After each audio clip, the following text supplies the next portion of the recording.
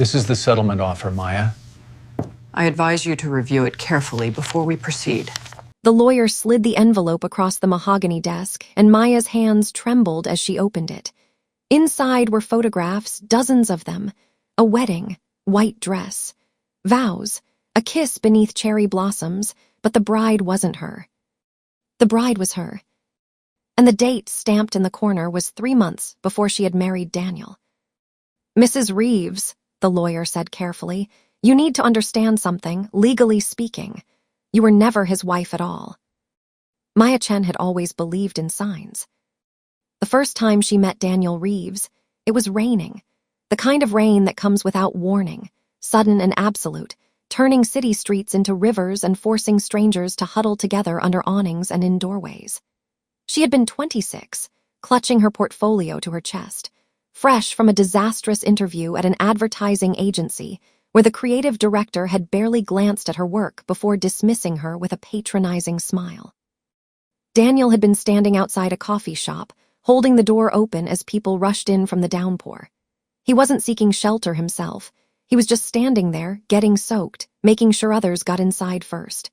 When Maya hurried past him, he caught her eye and smiled, not the practiced smile of someone trying to impress, but something genuine, something that made the tightness in her chest ease just slightly.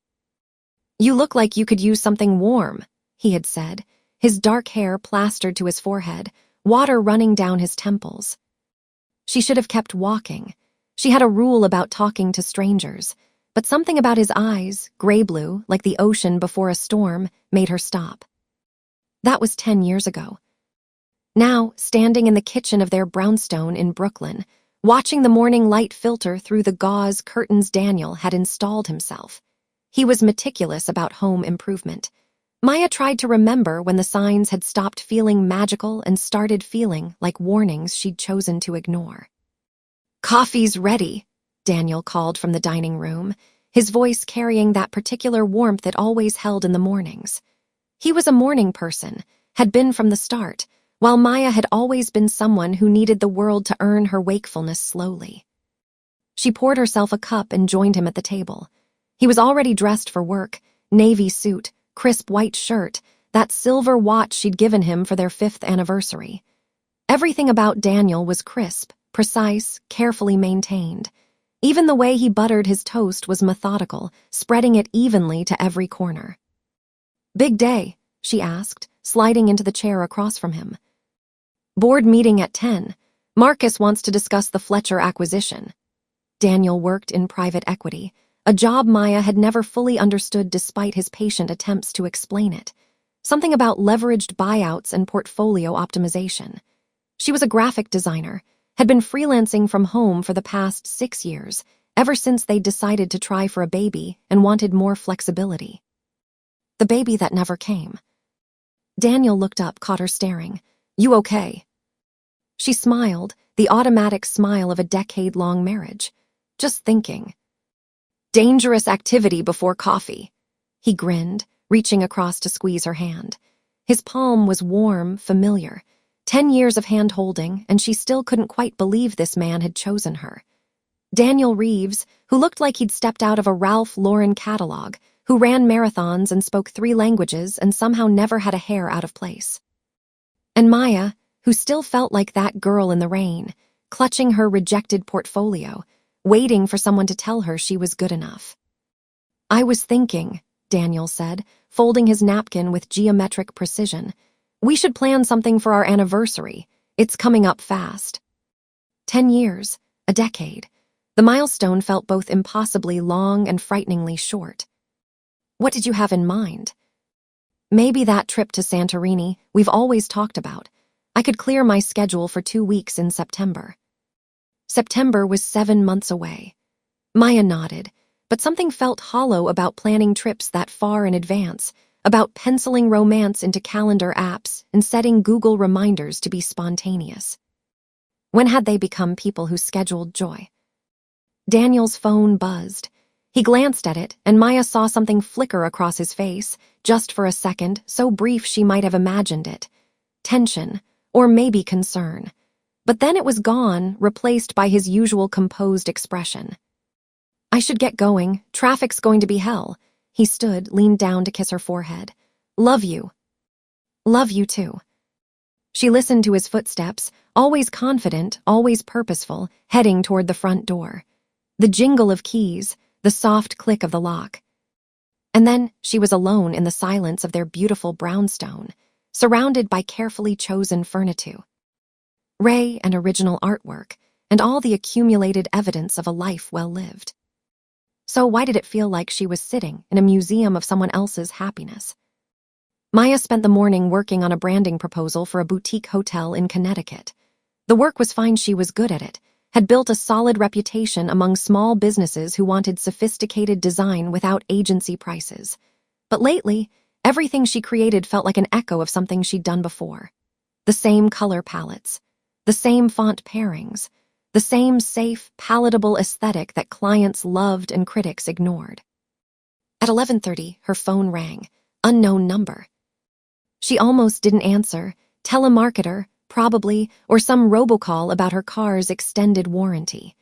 But she was desperate for distraction from the hotel logo she'd been tweaking for an hour, so she picked up. Is this Maya Chen? A woman's voice, professional but gentle. Yes. My name is Patricia Hallbrook. I'm an attorney with Hallbrook and Associates.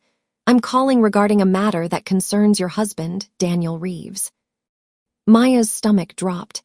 Car accident, hospital, the 1,000 catastrophes that live in the back of every spouse's mind. Is he okay? What happened? Mr. Reeves is fine, physically, but there's a legal situation that requires your immediate attention. I'd prefer to discuss this in person. Would you be able to come to my office today? What kind of legal situation? A pause. It's complex, Mrs. Reeves, and I'm afraid it's rather time-sensitive. Can't you just tell me over the phone? Another pause, longer this time. I think it would be better if we spoke face-to-face. I have an opening at 3 o'clock. My office is in Manhattan, near Grand Central. Maya looked at her computer screen, at the half-finished logo she didn't care about. I'll be there. Patricia Hallbrook's office was exactly what Maya expected from a Manhattan attorney. Floor-to-ceiling windows, leather furniture, diplomas from impressive universities arranged on the wall with mathematical precision.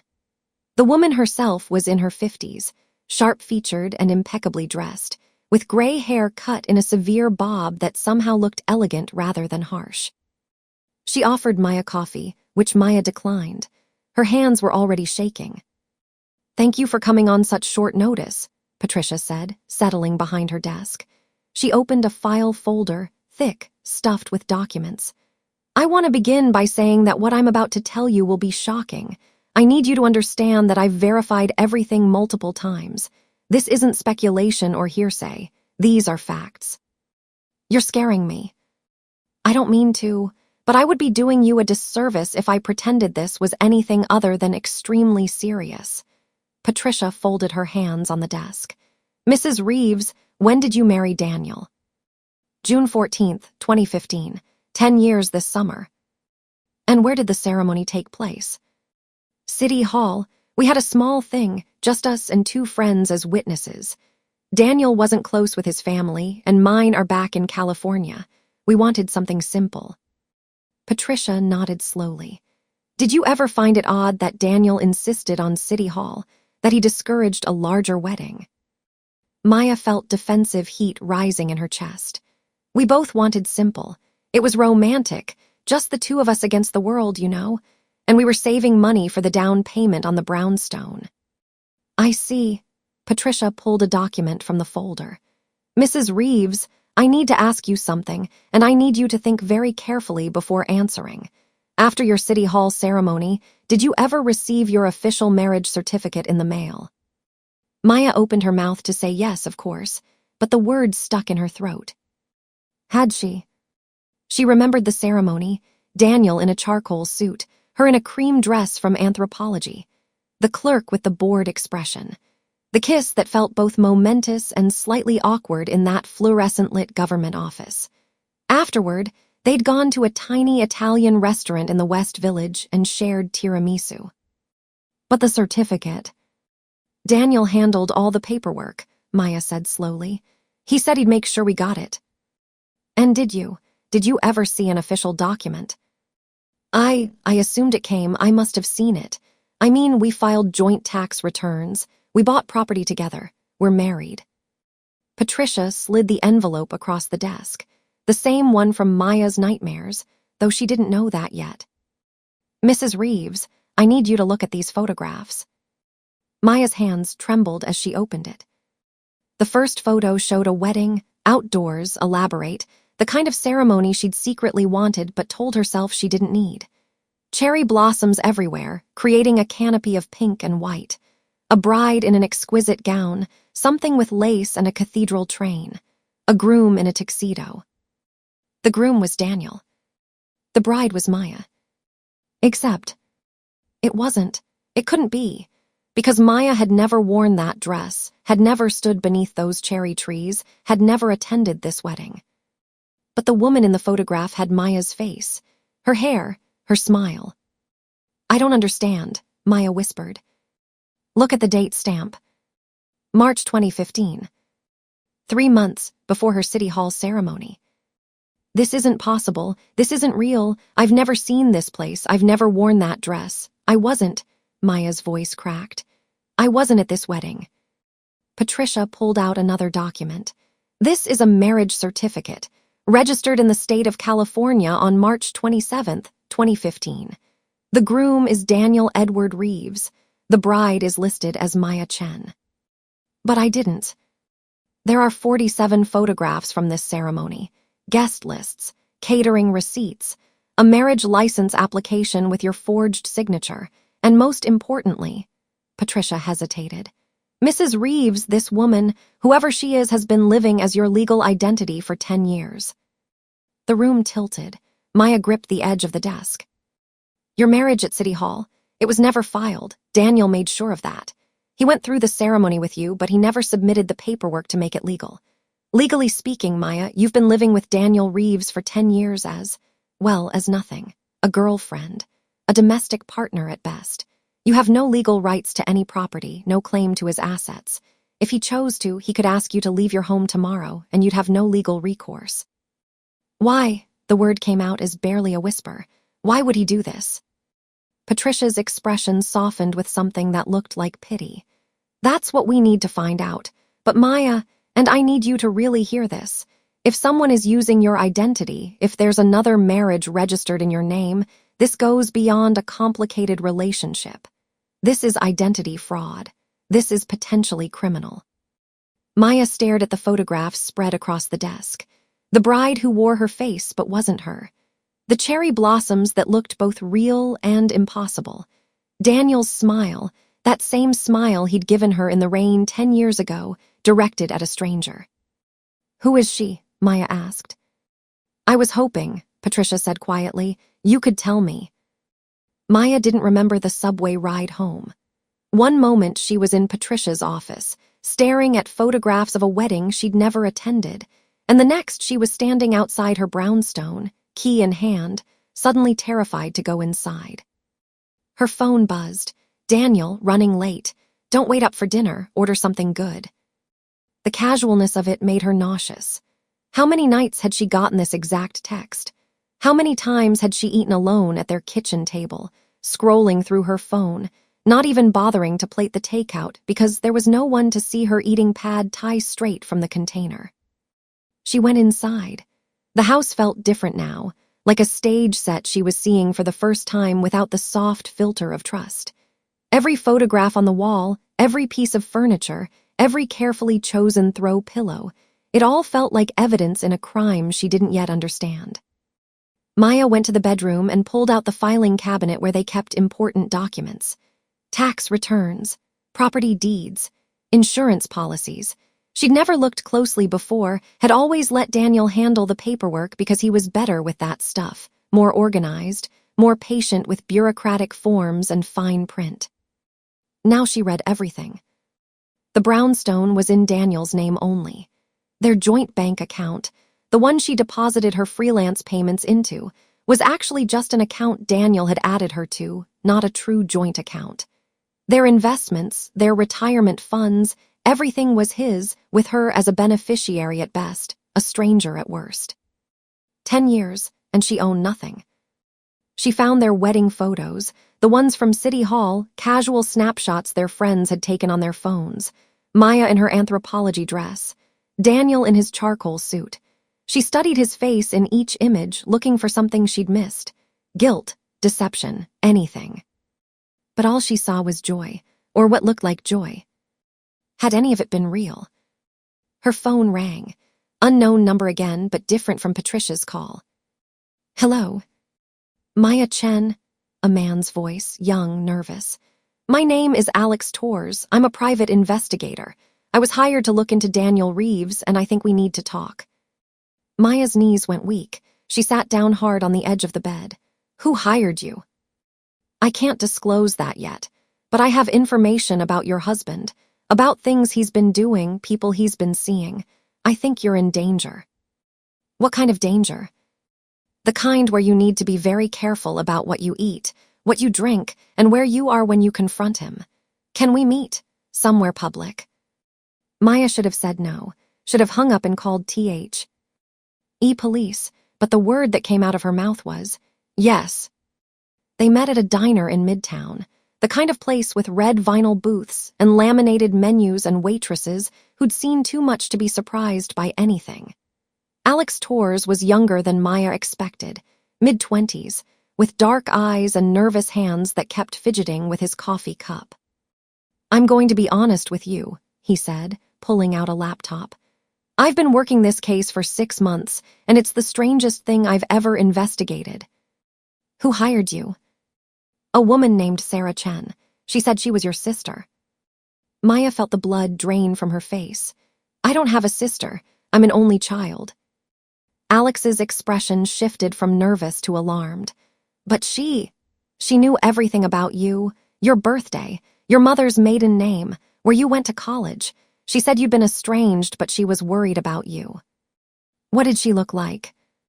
Alex pulled up a photo on his phone. I met her once about 7 months ago. She paid cash for my services. Maya stared at the screen. The woman in the photograph could have been Maya's twin.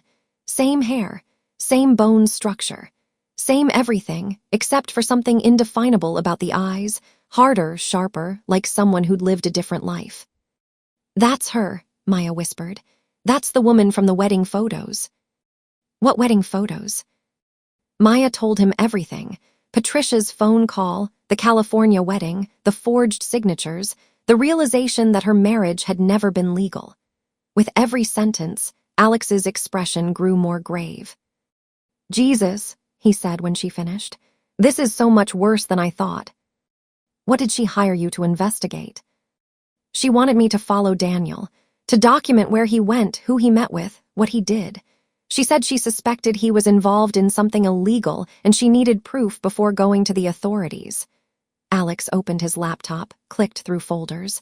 I've been tailing him for 6 months, and Maya, your husband lives 2 lives.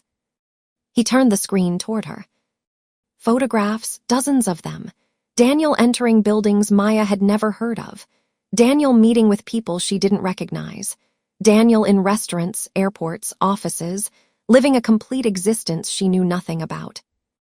3 days a week, Alex said. Daniel doesn't go to his office.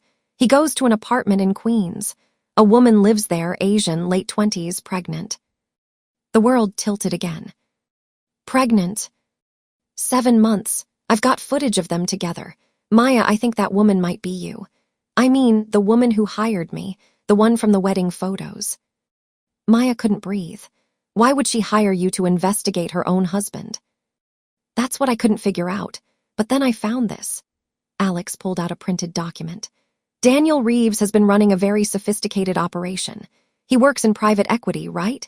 Well, he's been using that position to commit fraud, creating shell companies, moving money around, running what's essentially a large-scale embezzlement scheme. He's stolen about $14 million from his firm over the past 7 years. That's impossible. Daniel wouldn't. He would, and he did, but here's where it gets really twisted. The woman who hired me, she's not just pretending to be you. Legally, she is you. She has your social security number, your birth certificate, your entire identity. And Daniel married her, legally married her, so that if the fraud was ever discovered, the investigation would lead to you, to your name, your identity. Maya stared at him. I don't understand. Why would he need two of me? Insurance. If the woman in Queens got cold feet or became a liability, he had you, the perfect backup. Another Maya Chen who looks just like the first one, who could step in if needed. And if everything fell apart, if the authorities came looking, there would be two women with the same name, same face, same identity.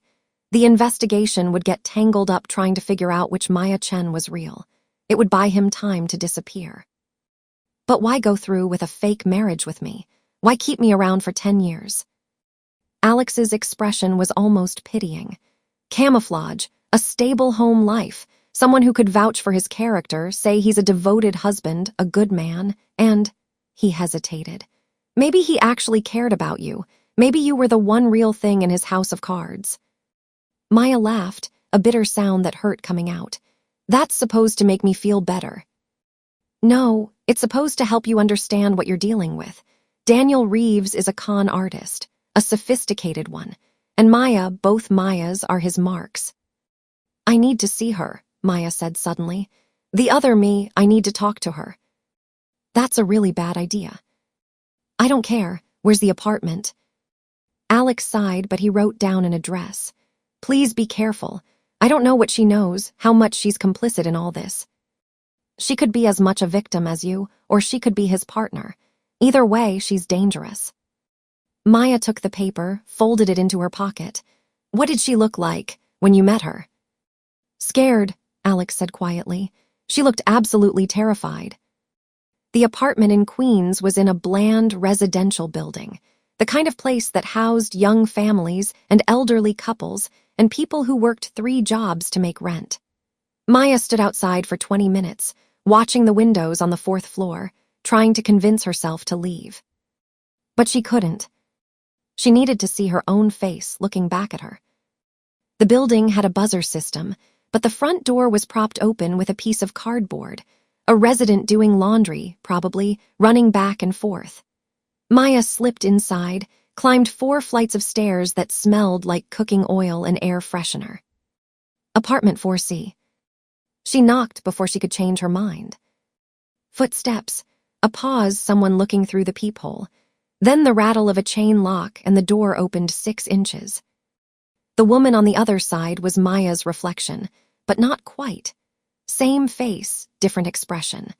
This woman looked exhausted, worn down in a way Maya recognized from looking in mirrors at 3 a.m., wondering why she couldn't get pregnant, why her body wouldn't cooperate with her desires. But this woman had succeeded where Maya had failed. Her belly swelled beneath an oversized sweater, 7 months of life growing inside her. Maya, the woman said, and her voice was wrong, same timbre but different rhythm, like a song played in another key. You know who I am. I was wondering when you'd figure it out. The woman opened the door wider. You might as well come in. The apartment was small, cluttered with the accumulation of pregnancy, baby books, folded onesies, a half-assembled crib in the corner.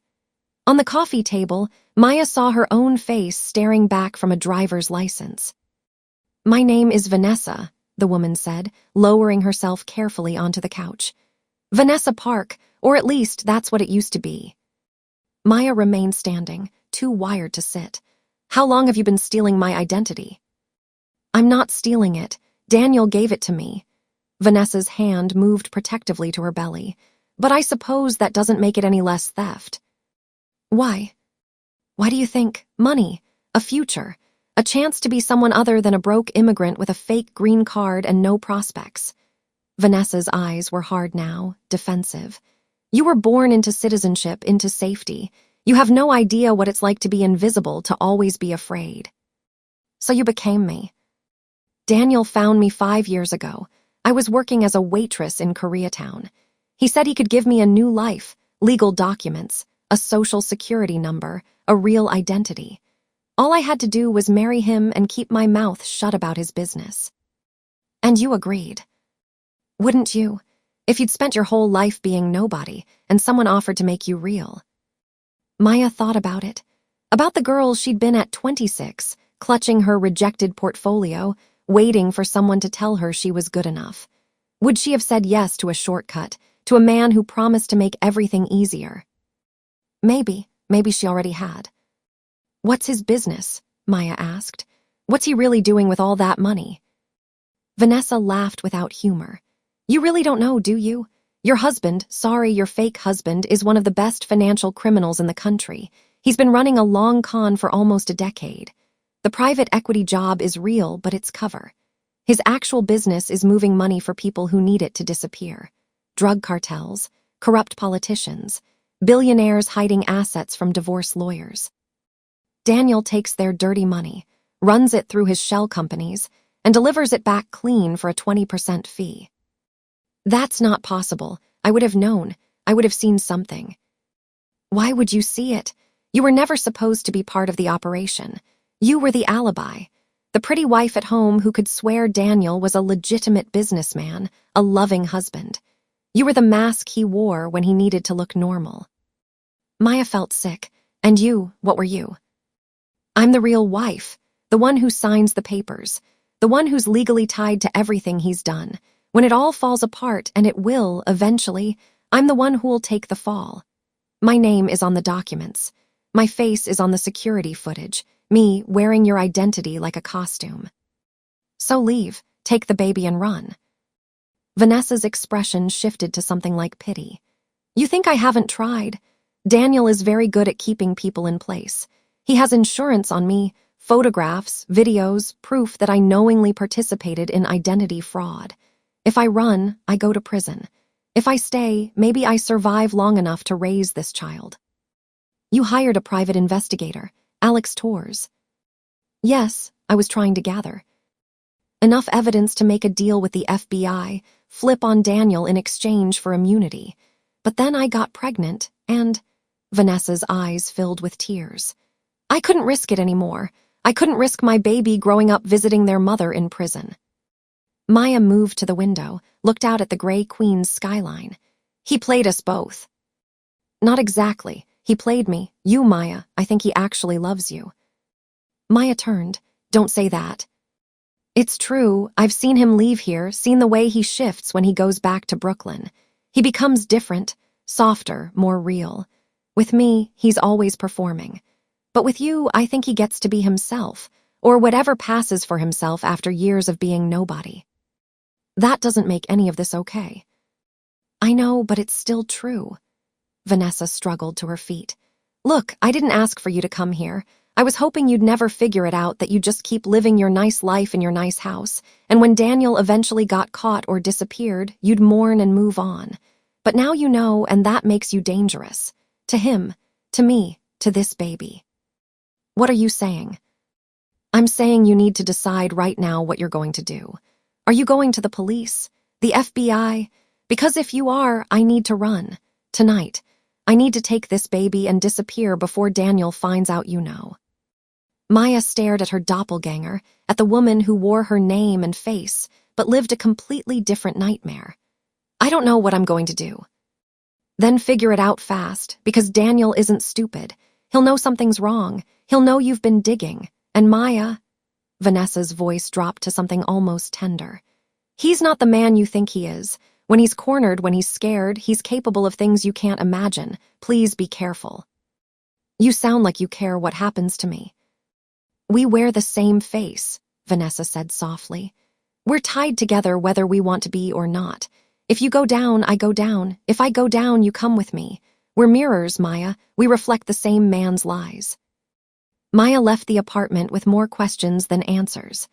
She walked through Queens in a daze, barely registering the streets, the traffic, the normal flow of city life that continued regardless of personal apocalypses. Her phone buzzed. Daniel, home in 20, picked up Thai food, your favorite. She stared at the message, at the casual domesticity of it, the performance of normal marriage. How many times had he sent this exact text? How many times had she smiled, grateful, thinking she was lucky to have a husband who remembered her favorite restaurant? It was all fake, all of it. The thoughtful texts, the anniversary plans, the morning coffee ritual. Everything was just Daniel maintaining his cover story, keeping his alibi happy and unsuspecting. Maya texted back, "Actually, can we talk when you get home? Something important."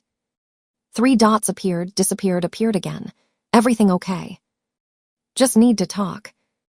"Okay, see you soon." She took the subway back to Brooklyn, each stop feeling like a countdown. By the time she reached their brownstone, her heart was hammering so hard she thought she might pass out. Daniel's car was already in the driveway. He must have sped to beat her home. She found him in the kitchen, unpacking Thai food containers, that same warm smile on his face. "Hey," he said, moving to kiss her cheek. "You sounded serious. Everything okay?" Maya stepped back from the kiss. "I need you to be honest with me." His expression shifted, just slightly, like a mask slipping. "Of course, what's going on? Why did we never get our marriage certificate?"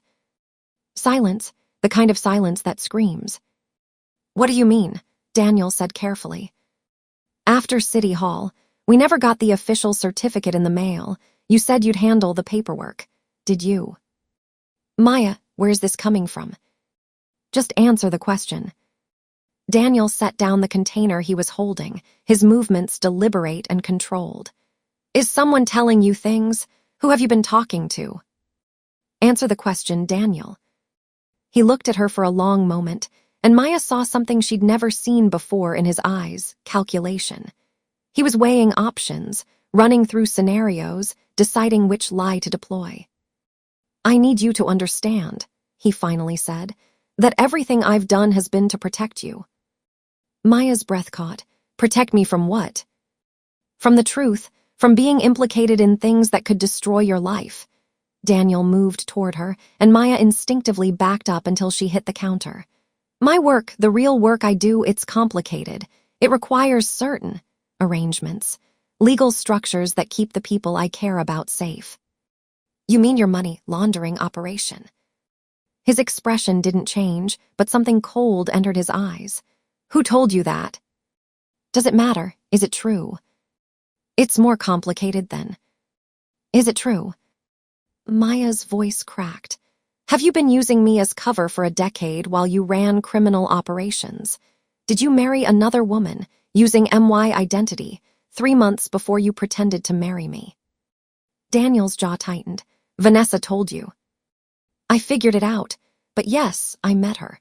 I met the pregnant woman in Queens who's legally your wife, who has my name, my identity, my entire existence." "She's not you." "I know she's not me. That's the entire point. You created a fake me so you could use the real me without consequences. Do you understand how insane that is? How completely psychotic?" "I love you," Daniel said it flatly, like a statement of fact. "Everything else, all the complications, I love you, that was never fake." "You don't get to say that. You don't get to claim love while you've been lying about every single aspect of our lives together. I kept you safe. You own nothing, which means when this falls apart, you can't be prosecuted for anything. You're completely insulated. Do you know how many criminals drag their spouses down with them? I made sure that could never happen to you." "How generous," Maya said bitterly. "You stole my life but left me with plausible deniability.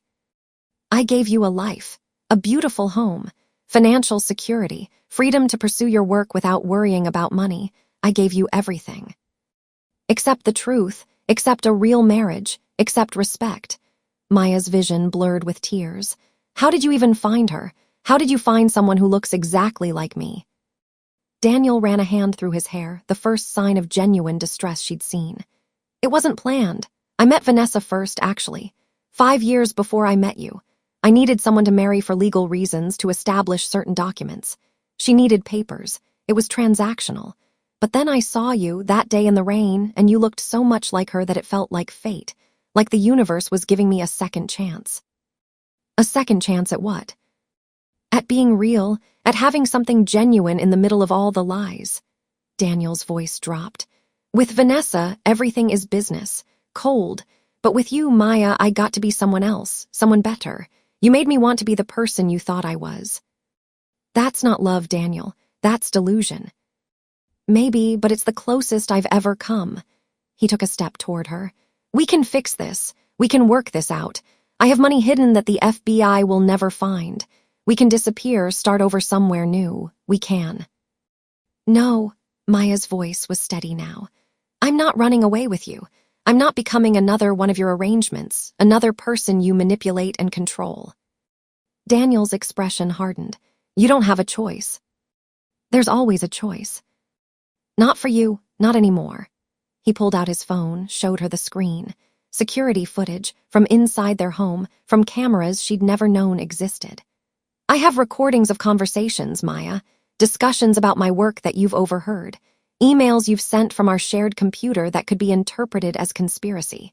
If you go to the police, I'll make sure they know you were complicit. I'll destroy you along with myself. Maya stared at him, this stranger wearing Daniel's face. You would do that to me. To protect myself? Yes, but it doesn't have to come to that. We can leave. Tonight, just walk away from all of this and start fresh. We can be happy, Maya. We can have the life we always talked about. Based on more lies. Based on survival, based on choosing each other. His voice softened, became almost pleading. I love you. I know you don't believe that now, but it's true. You're the only real thing in my life. Please come with me. For just a second, Maya almost considered it.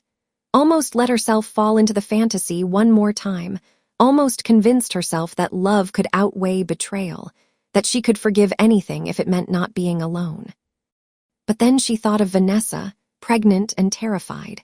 She thought of all the people Daniel had stolen from, all the lives he'd ruined. She thought of the girl in the rain, clutching her rejected portfolio, and how that girl had deserved so much better than this.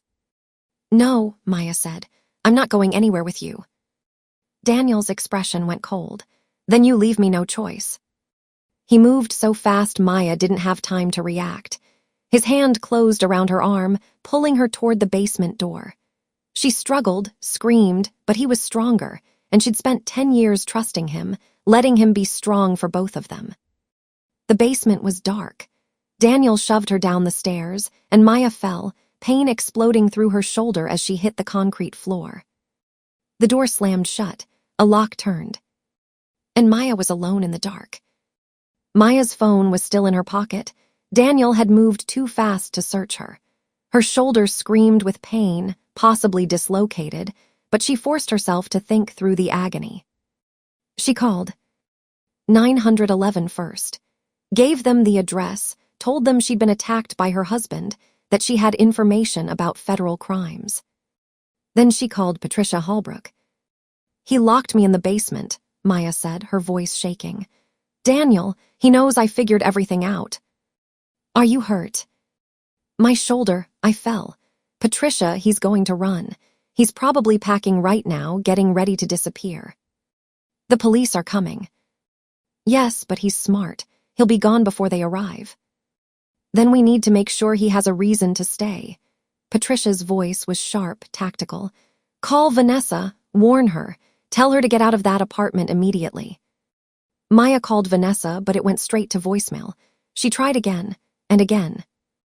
Finally, a text came through. Can't talk, Daniel's here. Maya's blood ran cold. He'd gone to Queens, to the other Maya, to tie up loose ends. She texted back, get out, run, he's dangerous. No response. Maya tried the basement door, but it was solid, the lock industrial strength. Daniel had planned for this, had built this prison into their home, probably years ago, just in case he ever needed it. How many other preparations had he made? How many exit strategies and contingency plans? She heard sirens in the distance, growing closer. Police, ambulance, help. But it might already be too late. The police found Maya 40 minutes later, after breaking down the front door. By then, Daniel was gone. His car was missing, his phone turned off, his bank accounts emptied through a series of automated transfers he must have set up years ago. They also found evidence in his home office that made the detectives' faces go pale. Detailed records of money laundering operations, communications with criminal organizations, and most damning, a file labeled Maya Chen that contained everything, forged documents, photographs from the California wedding, notarized papers with stolen signatures. Daniel had kept meticulous records of his own crimes. Maya couldn't figure out if it was arrogance or insurance. "Ma'am," one of the detectives said, helping her out of the basement, "we need you to come to the station. You're not under arrest, but we need your statement. And," he hesitated, "there's been an incident in Queens, at an apartment registered to Maya Chen." Maya's vision swam. "What kind of incident?" "We should discuss this at the station." "Tell me now." The detective exchanged glances with his partner. There was a fire. The building was evacuated, but one woman was found unconscious in apartment 4C. She's at Elmhurst Hospital now. "Is she alive?" "She's in critical condition." Maya sat in the hospital waiting room with her arm in a sling, watching the fluorescent lights flicker and wondering if this was what insanity felt like, sitting in a plastic chair, waiting to see if your doppelganger survived an attempted murder while your fake husband fled the country. Patricia arrived first, her lawyer composure cracking at the sight of Maya's bruises. "He did this to you." "I fell, he pushed me, I don't know, it all happened so fast." "The FBI is taking over the investigation. This is federal now. Wire fraud, money laundering, identity theft, attempted murder. They're issuing a warrant for Daniel's arrest." "Will they find him?" Patricia sat down heavily. "I don't know, men like Daniel, they have resources, false passports, money hidden in places no one can trace. He's been planning his exit for years." "What about Vanessa? What about the baby?" "The doctors are working on her. That's all I know." Alex Torres arrived next, looking haggard. "I've been on the phone with the FBI all night. They want to interview me about everything I observed while tailing Daniel." He sat down next to Maya. "I'm so sorry. I should have warned you sooner, should have realized how dangerous this was." "You told me to be careful." "I should have told you to run." They sat in silence, three people caught in the orbit of a man who'd turned manipulation into an art form. Finally, a doctor emerged. "Family of Maya Chen." Maya stood. "That's me, it's complicated." The doctor looked confused but proceeded. "The patient is stable. She's awake and asking for you." Vanessa looked small in the hospital bed, oxygen tube in her nose, burns wrapped in gauze on her arms. But her belly still swelled beneath the blanket, and the monitors showed a steady heartbeat, 2 heartbeats. "He tried to kill me," she said when Maya entered. Her voice was hoarse from smoke inhalation. "Set the apartment on fire and locked the door. I only survived because a neighbor broke the window." Maya pulled a chair close to the bed. "The baby?" "Still fighting like their mother." Vanessa's eyes filled with tears. "I'm sorry for all of it. I was so desperate for a life that I didn't care whose identity I stole. I told myself you wouldn't notice, that it didn't matter because we were strangers. But you're not a stranger anymore." "No," Maya agreed. "I guess we're not." "What happens now? Do I go to prison?" "I don't know. The FBI wants to talk to both of us. Patricia thinks if you cooperate, if you testify against Daniel, they might offer immunity. But Vanessa..." Maya reached out, carefully taking the other woman's hand. "You need to use your real name now. Vanessa Park, not Maya Chen. You need to be yourself." "I don't remember how to be myself. I've been you for so long." "Then maybe it's time we both figure out who we really are." They sat together in the sterile hospital room, 2 women who wore the same face but had lived completely different versions of the same nightmare. Outside, the sun was rising over Queens, painting the sky in shades of pink and gold. Somewhere Daniel was running. Somewhere evidence was being compiled. Somewhere the wheels of justice were beginning to turn. But in this moment, in this room, there was just Maya and Vanessa, mirrors reflecting back the truth they'd both been avoiding. They'd been victims. They'd been pawns. They'd been the collateral damage of a man who treated people like chess pieces. But they were survivors too. And survival, Maya was learning, was its own kind of victory.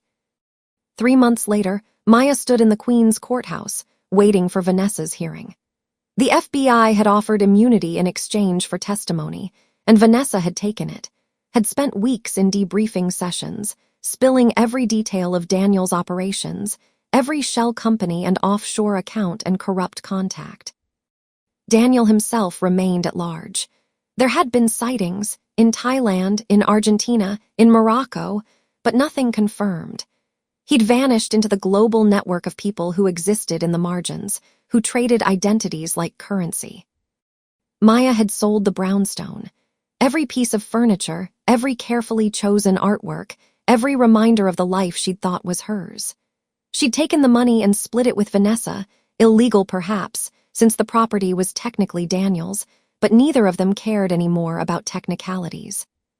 She'd moved to Los Angeles, back to where she grew up, back to sunshine and her mother's questioning looks, and the slow work of rebuilding an identity that had been stolen before she'd even known it was missing. She was seeing a therapist twice a week. She was starting to date again, though trusting anyone felt like stepping onto ice that might crack at any moment. She was working on a graphic novel about identity theft, fiction, supposedly, though everyone who read it knew better. And sometimes, late at night, she texted Vanessa. "How's baby? Keeping me up all night. Send coffee. What did you decide to name her?" "Maya." Maya stared at that message for a long time, emotions she couldn't name rising in her throat. "You don't have to do that." "I want to. She's the only good thing that came from all of this, and you helped save her life. It feels right." "It's a beautiful name. I learned from the best." In the courthouse, Vanessa emerged from the hearing looking exhausted but relieved. The judge had accepted her testimony, closed her case. She was free, legally at least. The prison in her mind would take longer to escape. Baby Maya was with Vanessa's mother, who'd flown in from Korea once she learned her daughter was alive, was done hiding. The reunion had been tearful, complicated, beautiful. "It's over," Vanessa said, meeting Maya outside. "All the charges are dropped." "What will you do now?" "Raise my daughter, find a job, maybe therapy." Vanessa laughed shakily. "Normal person things, what about you?" "Same. Try to remember what normal feels like." They stood together on the courthouse steps, two women who shared a face and a history, and a man who'd tried to destroy them both. "Do you think they'll ever catch him?" Vanessa asked. Maya looked out at the New York skyline, thinking of all the places a person could disappear, all the identities a skilled con artist could slip into. "Maybe, eventually, or maybe he'll keep running forever." "Would that be enough, for you?" "I don't know. Maybe the running is its own kind of prison." Vanessa nodded slowly. "I hope so. I hope he never stops looking over his shoulder." They said goodbye then, promised to stay in touch, to let baby Maya grow up knowing the story of her name. Vanessa headed to the subway, back to the small apartment in Brooklyn she now rented under her real name. Maya caught a car to the airport, back to Los Angeles and the uncertain future waiting there. As the plane lifted off, Maya pressed her forehead against the window and watched New York disappear beneath clouds. 10 years of her life had been a lie. 10 years of marriage that never existed, to a man who'd never been who he claimed. But those 10 years had also been real. The coffee in the mornings, the lazy Sundays, the small kindnesses that had accumulated into something that felt like love. Daniel had been a con artist, a criminal, a man capable of terrible things. But he'd also been the person who held doors for strangers in the rain, who installed curtains himself because he wanted them perfect, who remembered her favorite Thai restaurant. People were complicated. Evil and kindness could exist in the same heart. And maybe that was the hardest truth to accept, that the man who destroyed her life had also, in some twisted way, loved her. Maya closed her eyes and felt the plane banking west, toward home, toward whatever came next. Somewhere in the world, Daniel was running. Somewhere in Queens, baby Maya was learning to smile. And somewhere in the space between those two realities, Maya Chen, the original, the survivor, the woman who'd learned she was never a wife but had always been herself, was learning to live with the truth. Epilogue, 5 years later. The gallery opening in downtown LA was packed with people admiring Maya's graphic novel artwork, large, striking pieces that told the story of identity, theft, and survival. Her work had gotten noticed by the right people, had led to exhibitions and commissions, and finally, the sense that she was building something that was truly hers.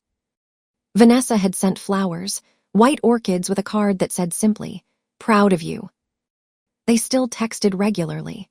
Maya had watched baby Maya grow up through photos and video calls, had seen her take first steps and say first words. Vanessa had started a nonprofit helping undocumented immigrants navigate legal identity issues, poetic justice, or maybe just justice. As the gallery started to empty, Maya's phone buzzed. Unknown number. She almost ignored it, but something made her answer. Maya Chen, a man's voice, American accent, official sounding. Yes.